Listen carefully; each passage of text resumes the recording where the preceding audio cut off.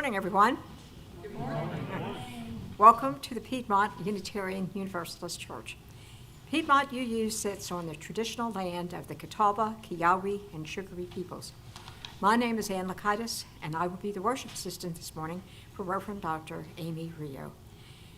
We are a flourishing, vibrant, and radically welcoming congregation, which promotes diversity, inclusion, and social justice. We provide a safe haven for creative intellectual growth, spiritual development, and a deep sense of community for all who join us.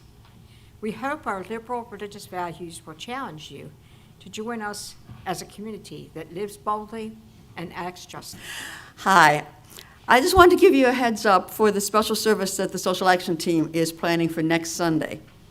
First of all, next Sunday is the final service of our first quarter's focus on defending democracy and civil rights.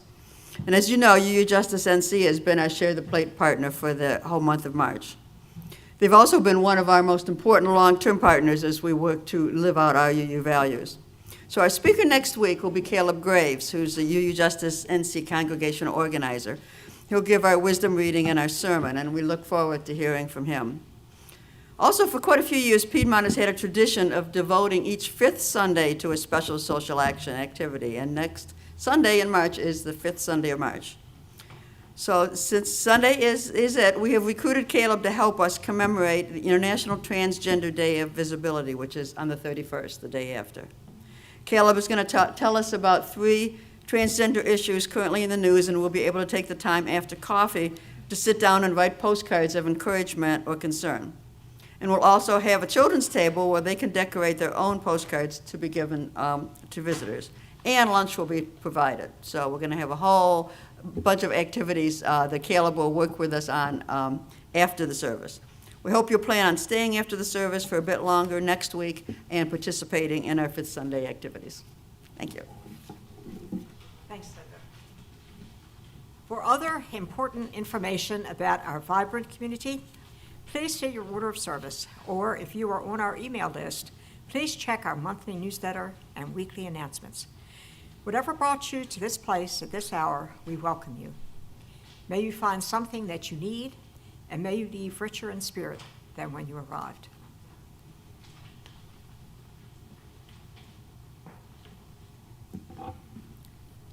Well, as we are at the beginning of spring, and we give thanks for the wonderful spring service that we had last night that Cosette and the CUPS group led. Thank you so much for your leadership with that. You can see so much new life here at the church and so many wonderful things taking place, and I know all of us give thanks for that. Now, as we move to light our chalice, hear now these words from Reverend Scott Taylor. We gather today to hear the call of trust. Though our hearts have been bruised by broken promises and dreams deferred, may we listen again for that longing to repair and be repaired, that hunger to start anew. Like this flame, trust is something that needs rekindled again and again. May today spark the fire of a new match. I invite you now to please join me in singing the words to lighting our chalice, the symbol of our faith.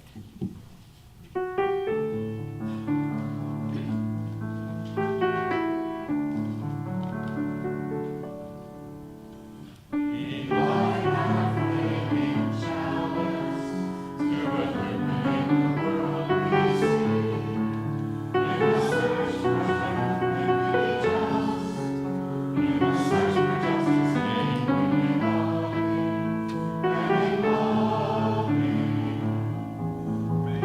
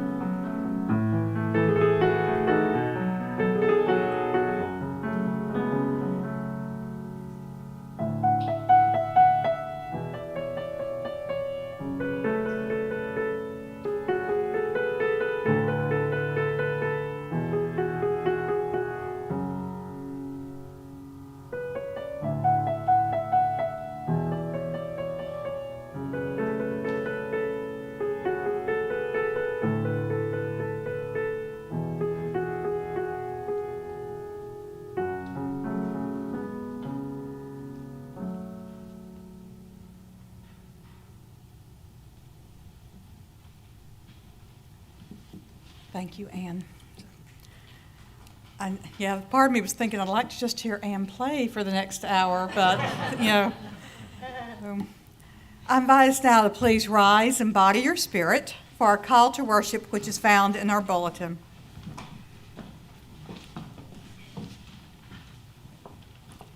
We gather this morning, coming from many places and situations in our lives.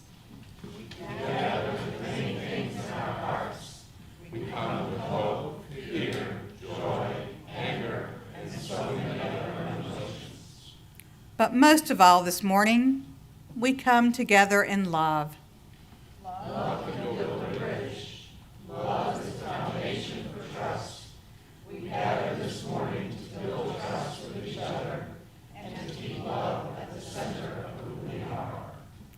We gather this morning filled with love and ready to build bridges and not walls in our lives and in the world. Amen. Our first hymn is found in our gray hymnal, number 142, Let There Be Light.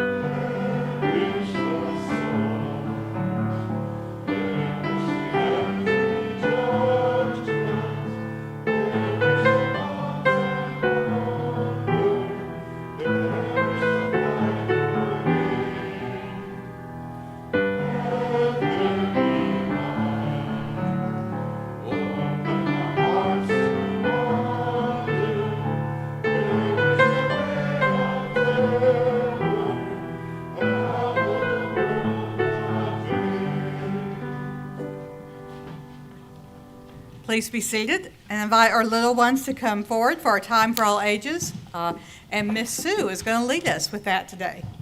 And we're actually going to be over here on the other side. Remy, Levi, we're going to be over this way. Wow, that's a new. I know, something new.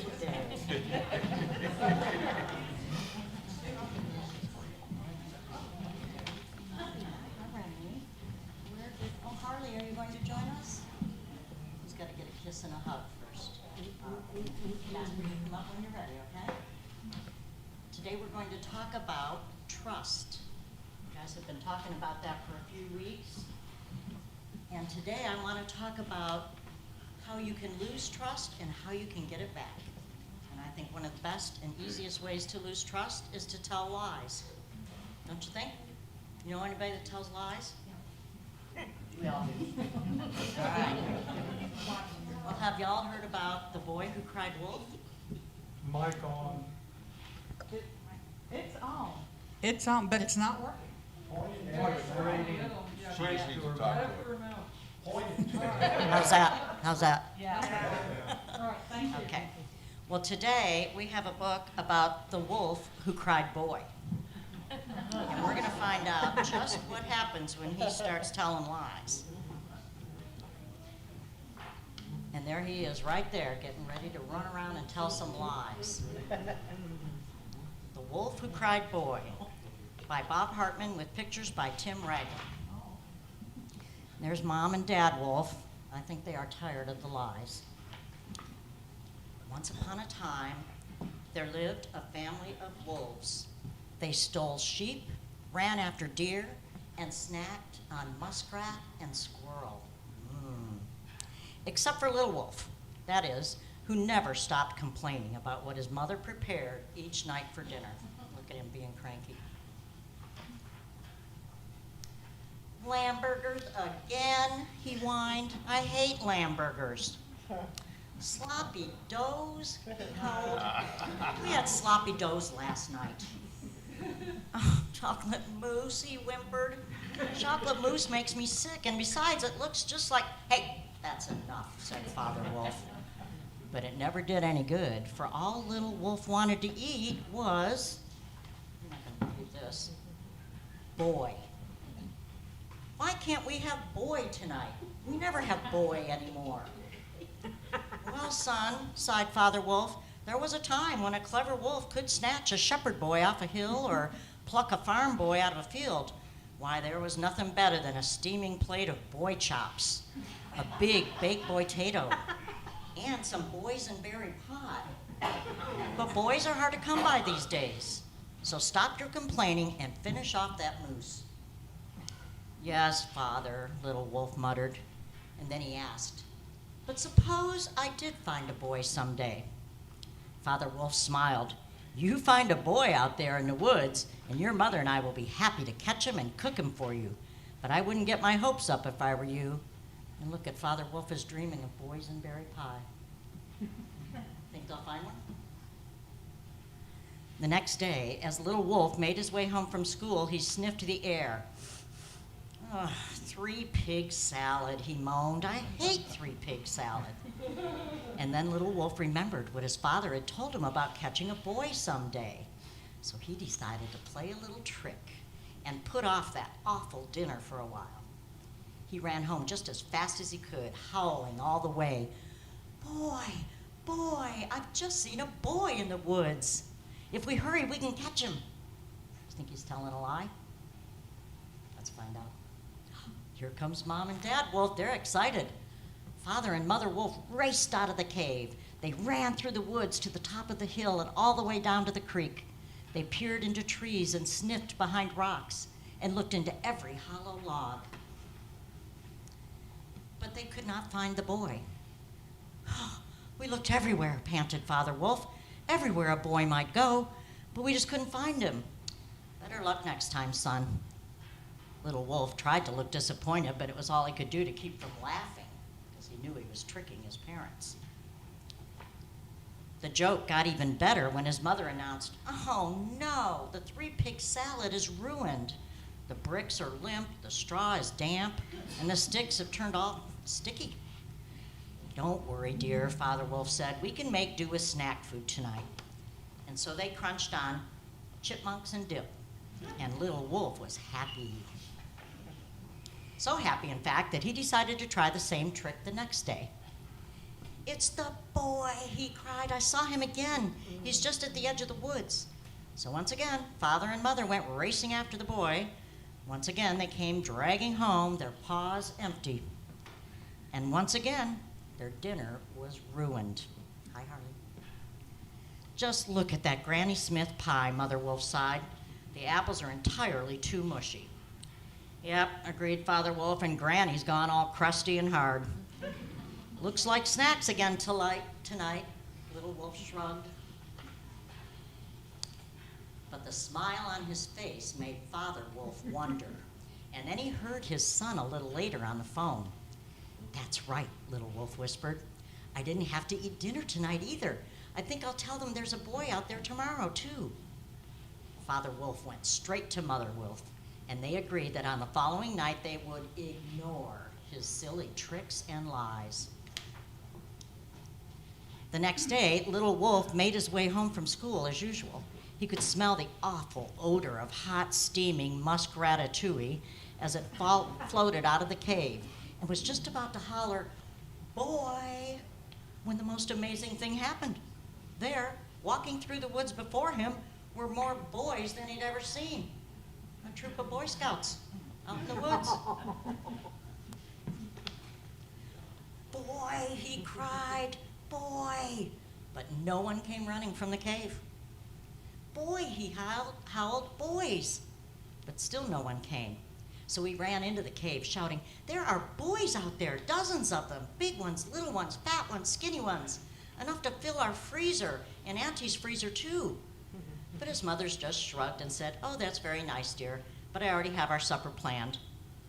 Father Wolf hid his self behind the newspaper. Bless you, Levi. And that's when one of the boys stuck his head in the cave. He was the mischievous type, a lot like Little Wolf, in fact.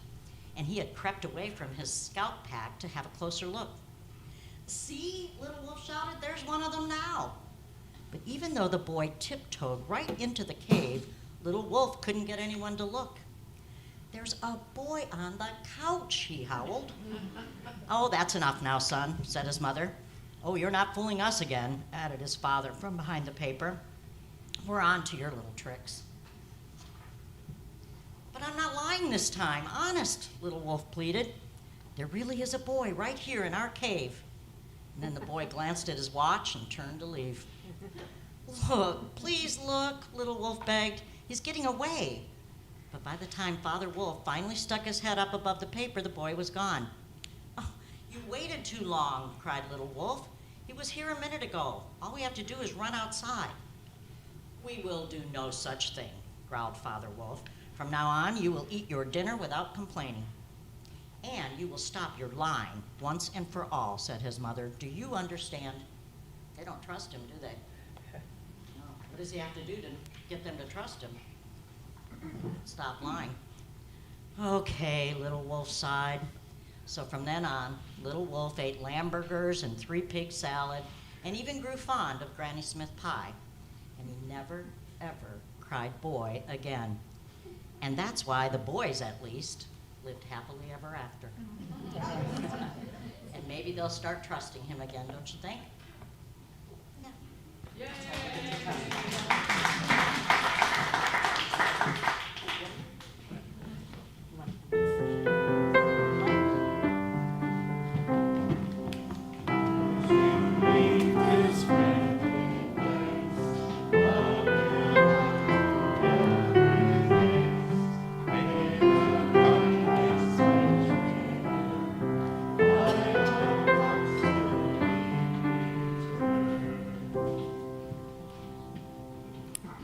I think it's quite a coincidence. We only have a pack of boys today, and none of our girls are present for that story. So I just love that. So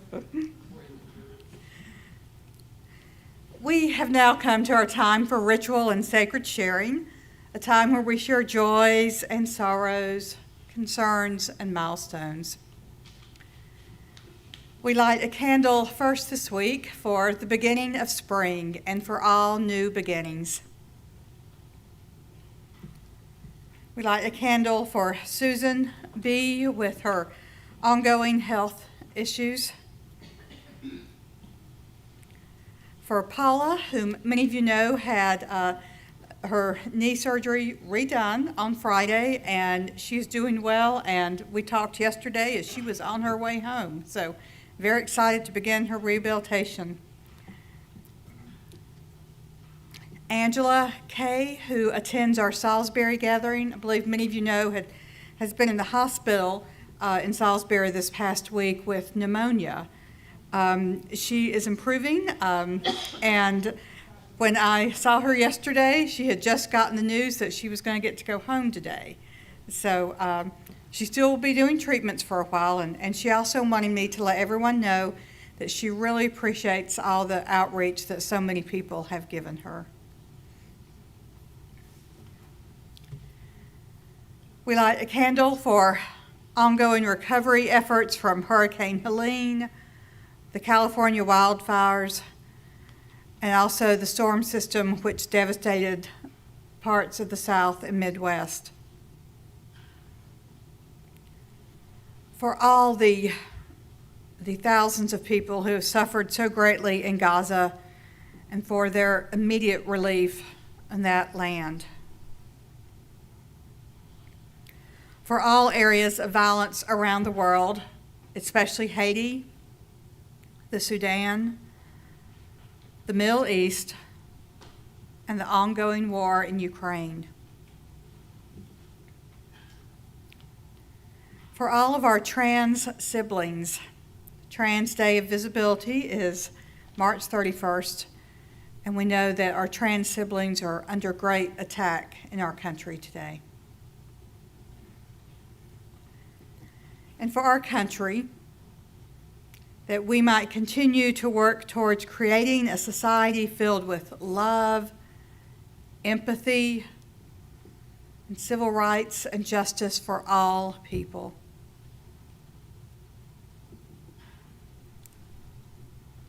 Now, at this time, you are invited to come forward as you feel called to do so. You may come forward along the far wall. We have a prayer stand where you may fill out a prayer card and place on that. You may light your own candle of joy or concern, or you may place a stone in our shared water together.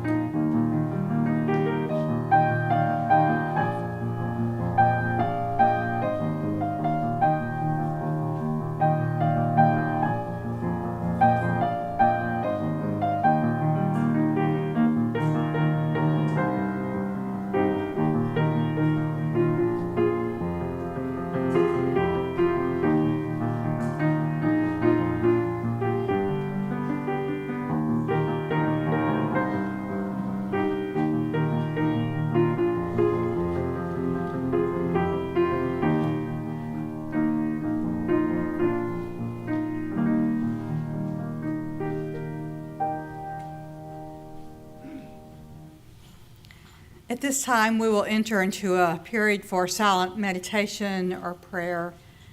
And I will begin by sounding the singing bowl, and then we will have a period of silence, and that will be followed by our musical meditation. Now, during our period of silence, I invite you to settle into your seat, to deepen your breath, and to feel the heart that beats within you and the love that emanates from it. And let yourself focus on your heart and love at the center of who you are. Let that be your focus in your meditation during this time of silence.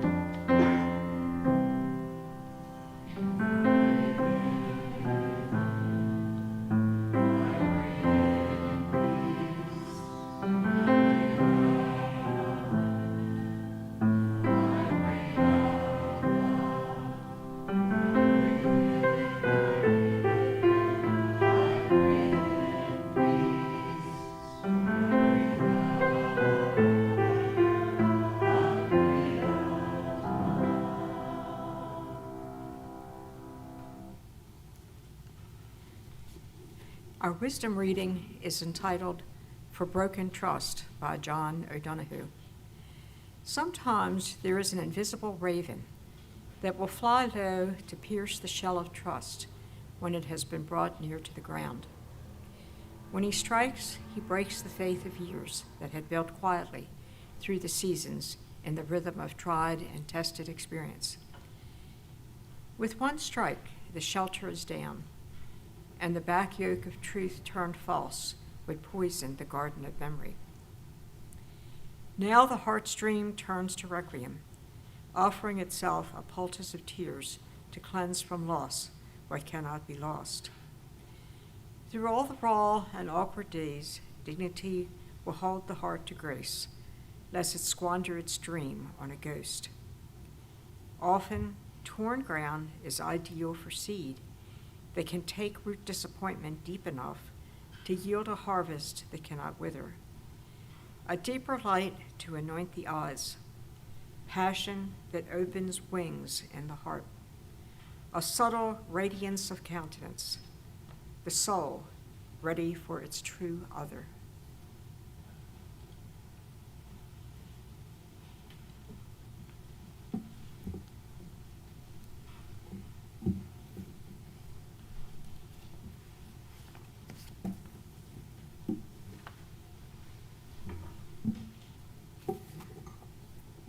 I want us to hear again just those last two stanzas of O'Donohue's poem, Repairing a Broken Bridge. For Broken Trust. Often torn ground is ideal for seed that can take root, disappointment deep enough to yield a harvest that cannot wither. A deeper light to anoint the eyes, passion that opens wings in the heart, a subtle radiance of countenance, the soul ready for its true other.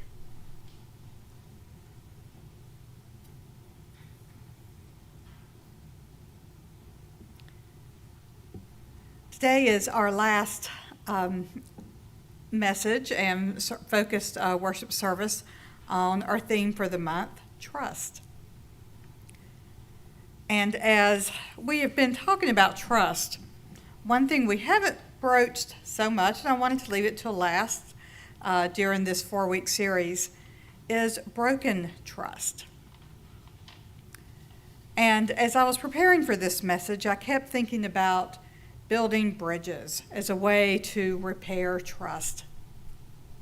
And thinking about bridges and what they mean. And I do a lot of sermon kind of thinking, mulling over in the weeks before I preach a sermon. And it may be when I'm out walking or driving and I'm just mulling over this topic or whatever I'm going to be talking about. And I started to notice how many bridges I crossed, even in a given day. It might be interesting for you to think about how many bridges you might cross in a day or a week and to start to be aware of that. And I realized I wasn't aware of how many bridges I cross all the time. Like driving down here when I come to work on Highway 85, there's a huge bridge across the Yadkin River. I know most of you have probably crossed that at some point, maybe lots of times. It's this big 8-lane highway. I don't even think about it being a bridge when I cross it, but how unbelievably necessary to get from north to south in that area. Then I think about my favorite walk around my home. It's a nice little 1-mile rectangular loop. I crossed 3 different bridges on that one little walk. Bridges that go across the Tar branch of Salem Creek. And one of the bridges, a little more obvious, a little bridge I'm walking along with the 2-lane road beside it. But a couple others, I don't even really notice those because it's just built up around the sides. But I'm walking over a bridge over this little creek. Where would we be without bridges? Without bridges, we would be incredibly limited in the scope of our lives, incredibly limited in where we could walk or drive. Our world would become quite small.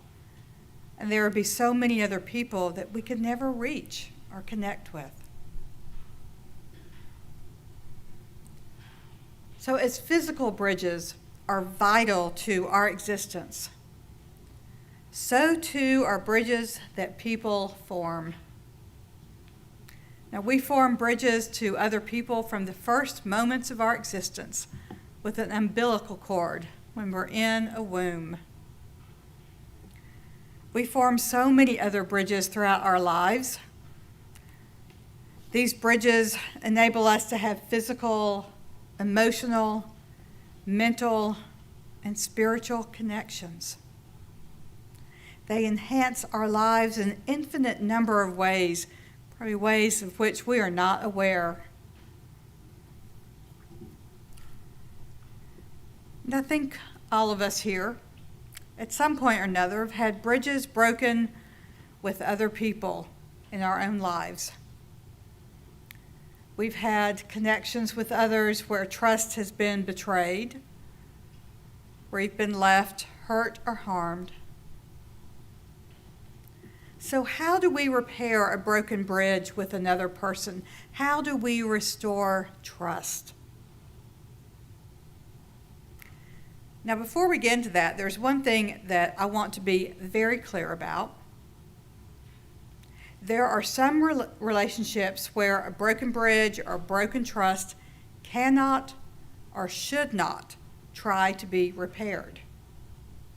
There are relationships where the trust is so broken due to abuse, harm, deep neglect, extensive lies. Those are the kind of places where, for our own well-being, we should not try to repair those bridges. Now, it might be with family members, romantic relationships, or friends.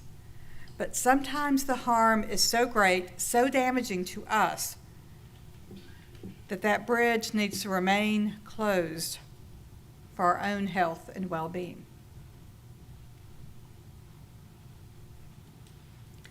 And something else before we talk about how to repair a bridge that we need to keep in mind, when we're working on repair and rebuilding, it takes two, right? Two people. One person alone cannot possibly repair all the brokenness. And when we talk about repair, there are some basics that have to be there, and has to be some kind of commitment from both parties.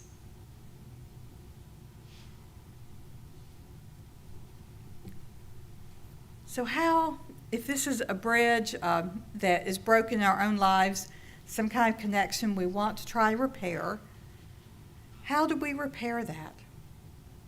How do we repair trust? Firstly, things always start with us, right? We look at our own actions and we own our own actions. Anything of importance is always going to begin with us, with the core of who we are. And we are all humans, aren't we? Okay. We all make mistakes. We all say or do things in interacting with each other which have broken trust. It's part of being human in this world. Now, when necessary, if we don't take responsibility for our own part, the repair work cannot start. It's so tempting to want to gloss over things that we've said or done which have broken trust. You know, if there's a friend that there's been some kind of little harm or a to-do or just some kind of misunderstanding perhaps, it's tempting just to be extra friendly to them when we see them next, right? You know, or to give an extra smile. But if we don't begin by admitting to ourselves and then to the other person, any bridge that we build or try to rebuild will always have cracks in it. Cracks which weaken that connection. So firstly, we start with ourselves. Secondly, we show grace and forgiveness to ourselves. Now, during those times when we've had some part in harming a relationship, it can be so easy to beat ourselves up or second guess ourselves or just not let ourselves off the hook, to replay that in our mind over and over. I think if we cannot truly love ourselves, it's going to be really hard to love someone else and to have that trust with them. Now, there are different things we can do to forgive ourselves, and this is totally independent of how the other person might respond to us. Those are two different things, because this is about us. We can write down what happened and then offer ourselves words of forgiveness. We can perhaps perform some kind of ritual that includes burning things away, or we can take a broom and sweep out the old and the past. We can spend time in meditation or prayer. So in repairing a broken bridge, trying to restore trust, we firstly own up to our own actions. Secondly, we show grace to ourselves. And thirdly, we have open and honest and kind conversation with the other.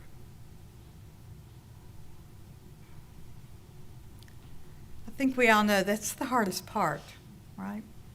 Being vulnerable, opening ourselves to someone else, especially if there's been some hurt or harm, not certain if that might come along again.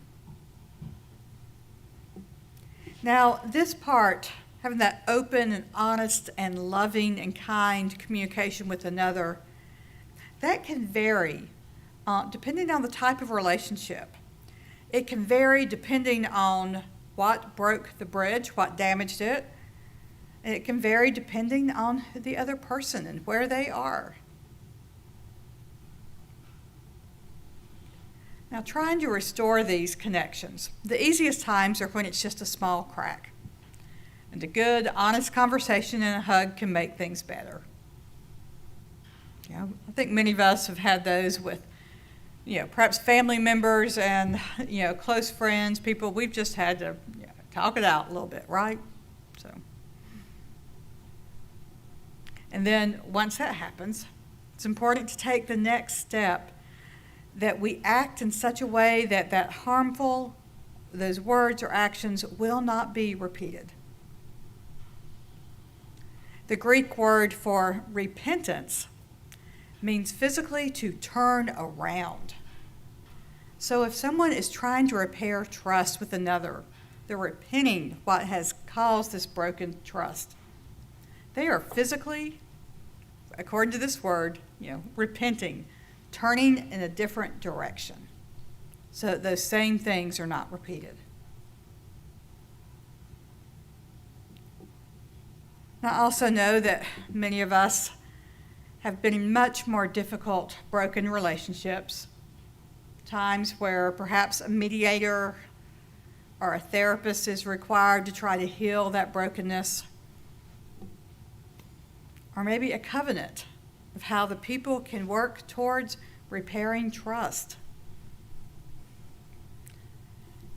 During my many years as a college chaplain, there were times when, as y'all can imagine, maybe have experienced yourself, broken trust, broken bridges with college roommates, right? Boy, I experienced one myself, and we never quite repaired that breach, unfortunately. And probably, I think, through most of my own fault as I look back on that.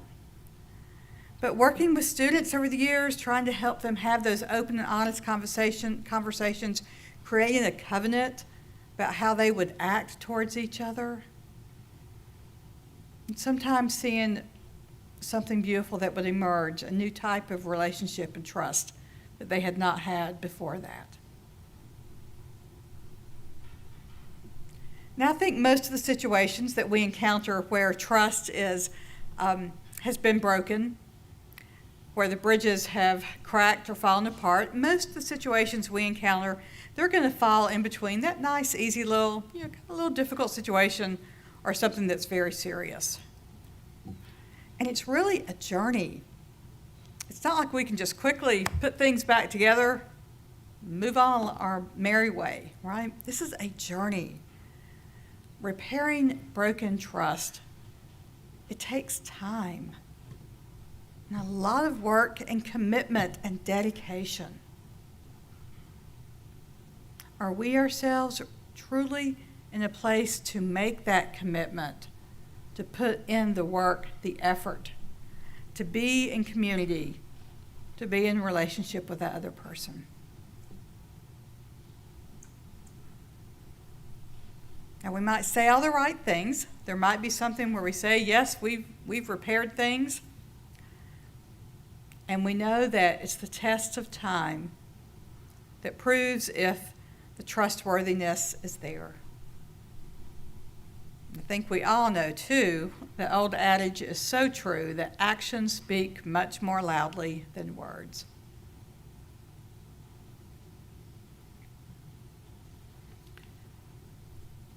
Now, I know some of you are aware of the Japanese art of kintsugi. It's when someone takes a piece of broken pottery, like a bowl, and then they join these pieces back together with some kind of lacquer, like a Japanese lacquer, to where the bowl is basically glued back together.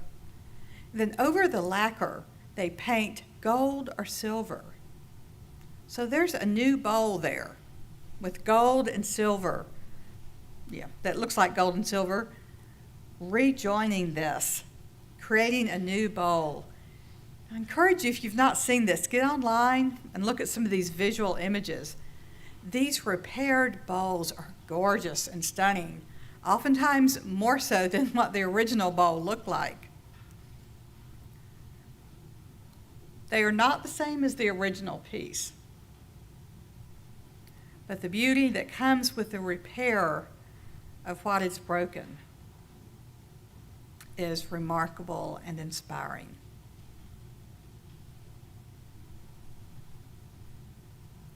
As we are honest with ourselves and our own actions, we forgive ourselves and then honestly communicate with others.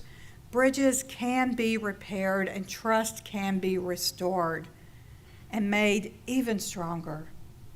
It's a journey, it takes commitment, but we are able to do this because we individually and as a church family, we know that love is at the center.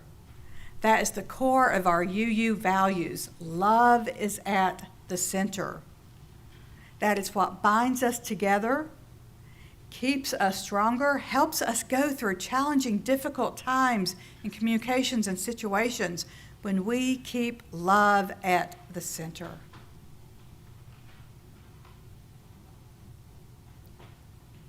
That divine light that shines in each one of us, the light that is symbolized here with our chalice, it is love.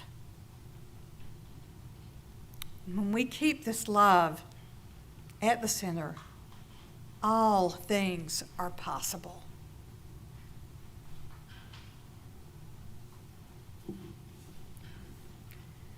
Now, there's an old song back in, I think it was the early 80s, by the Judds, a country duo. And it's called Love Can Build a Bridge. Some of you might remember that song. Now, Anne's going to play it in a few moments, and I'd like to share some of the words with you. So as you hear the music, hopefully these words can ring true with you. Love can build a bridge between your heart and mine. Love can build a bridge. Don't you think it's time? I would whisper love so loudly every heart could understand that love and only love can join the tribes of man. I would give my heart's desire so that you might see the first step is to realize that it all begins with you and me.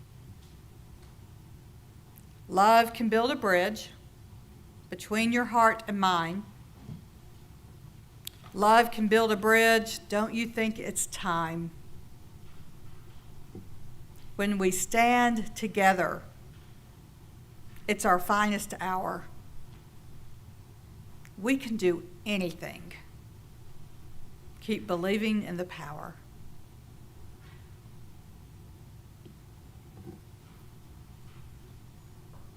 It's time. We don't know what tomorrow brings. Now is the time. Let us think about broken bridges, broken trust, that in our own lives and in our world which needs repairing. And let's continue to keep love as the center as we work towards repair.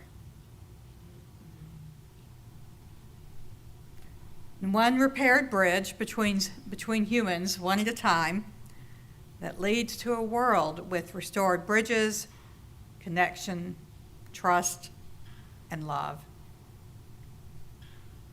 May it be so. Blessed be. Amen.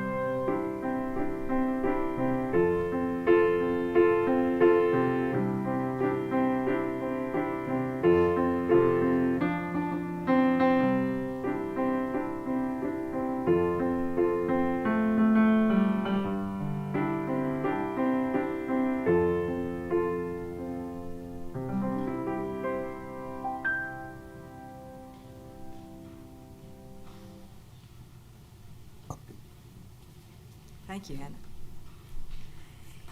And, oh, this is a time for giving. Let there be an offering to sustain and strengthen this place, which is sacred to so many of us, a community of memory and of hope, for we are now the keepers of the dream. This month, we are sharing our offering plate with Judds, North Carolina. Judds, North Carolina joyfully organizes Unitarian Universalists to co-create a transformative movement for justice through spiritual grounding, collaboration, and imagination. We ask that you place your gift in the baskets as they make their way around the room, and you are always welcome to give online at puuc.org or by texting PUUC at the number 73256. Today's offering will now gratefully be received.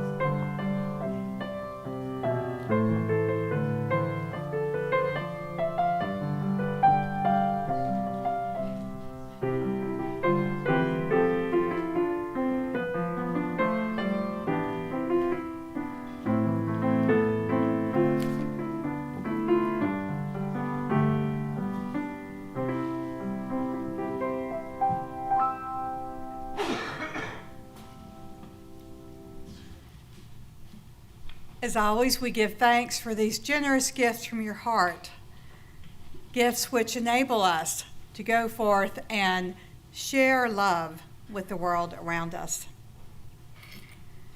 I invite you now to please rise in body or spirit for our closing hymn, which is found in our Till hymnal, number 1021, Lean on Me.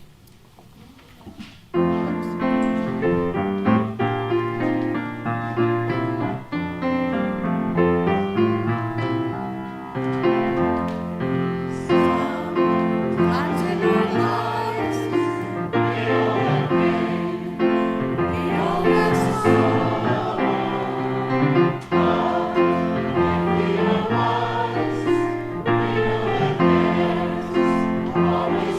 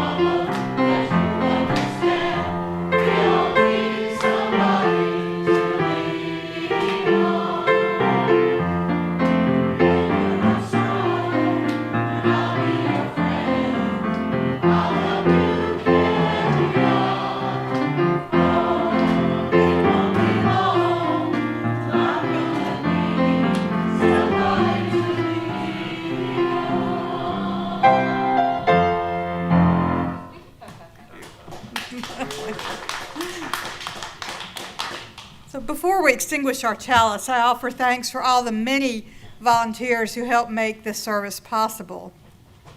We also ask that if you can, before you leave the sanctuary today, if you can take your hymnals and place them on the cart near the piano, that's always a big help. Now let's do as we do each Sunday and take a moment to, with love-filled hearts, to give thanks for all the things for which we are grateful today. Friends that I can lean on. Friends that we can lean on. Amen. Yeah. I have a new Aussie. He's 2 years old and he came from a puppy mill and he's scared of everything. So learning trust is something that I'm going to have to Yes, absolutely. Gail's new Aussie who came from a puppy mill. So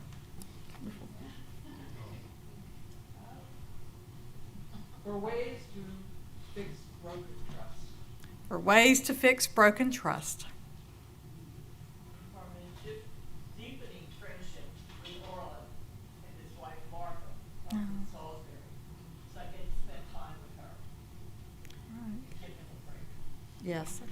Deepening friendships, and also for people who help out when people need an extra hand. So, and for this strong and caring community that has embraced us for so long. yeah, for the strong and caring community that embraces us. So, Grateful that Little Feather had a ER event yesterday and is home recovering now okay. okay, Lil Feather had an ER event yesterday, but is home and recovering well. So thank you, Gio.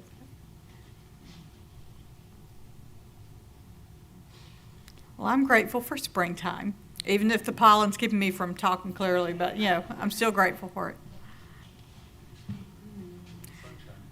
So, we are grateful for all these things and so much more which we hold in our hearts. Let us now go forth, spreading love so that we might build bridges in the broken places surrounding us. Amen. We now extinguish our chalice, but we carry its light and its warmth and its meaning with us until we meet again. May we go in peace, believe in peace, create peace wherever we may wander. May it be so. Now for our closing song, we form a circle. You may hold hands if you would like to, or you may simply place your hands on your heart.